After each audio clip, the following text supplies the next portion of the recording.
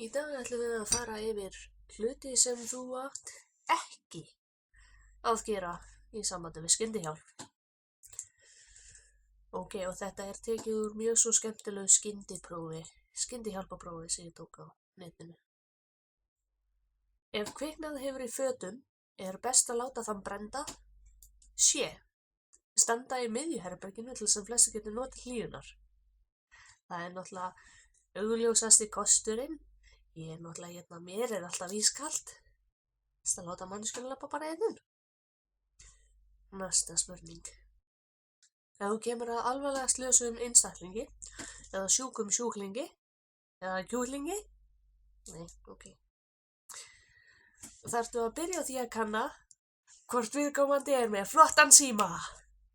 Yes, það er númer 1 og 3. Tjekka hversu góðan síma viðkomandi er með.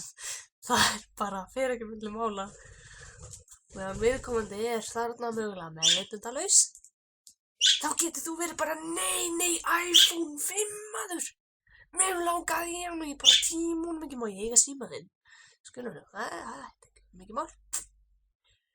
Ef þú kemst að því að hann er meðvitundalaus og þarftu að kanna hvort hann andar eðlilega, hvernig er best að gera það? Ja?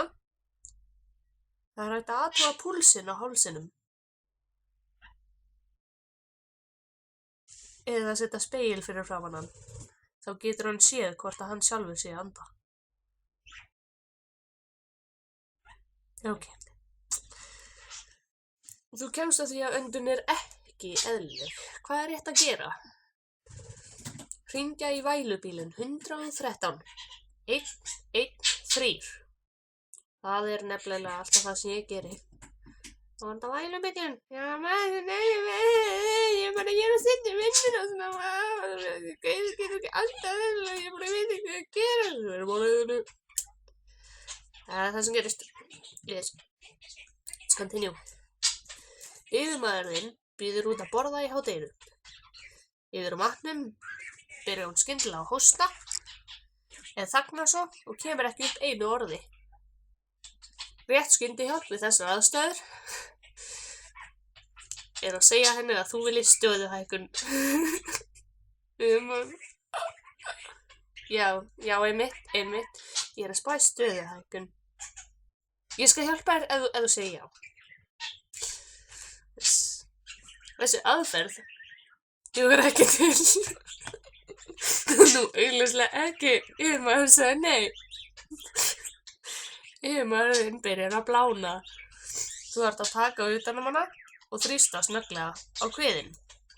Hver er rétt stöðsending handa ef beita á þeirri aðferð? Við nára. Þá er allavega líklegt að hún hósti upp aðskotahlutnum. But in the moment.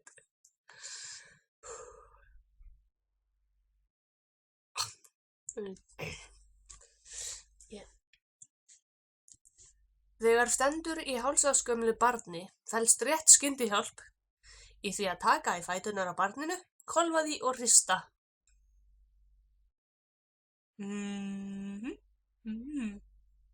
Það var betra. Þú ert að skera niður tómata fyrir salat og skerð þig illa á hnífnum. Hvað er best að gera? Halda áfram. Tómatar eru hvort eða rauðir.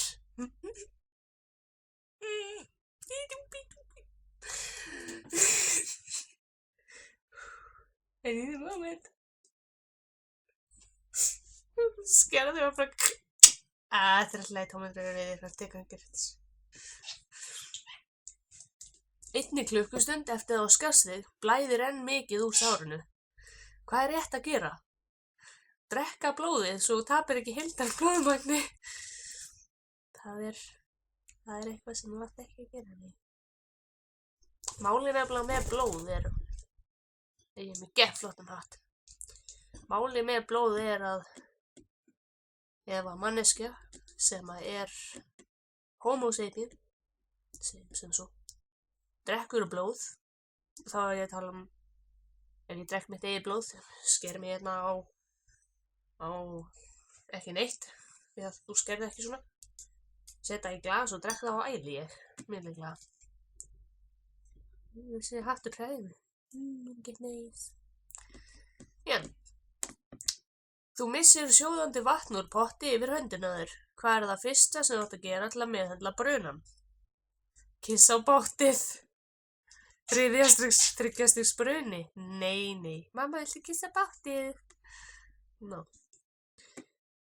Þú brennur þig illa í sólinni. Hvað er best að gera? En það er nú augljóst svar við því. Og það er að skella í sig einum 2 gin og tónik. Og á augljósum ástæðum þá hef ég aldrei sagt þetta þér. Hvað er tónik? Vissum það?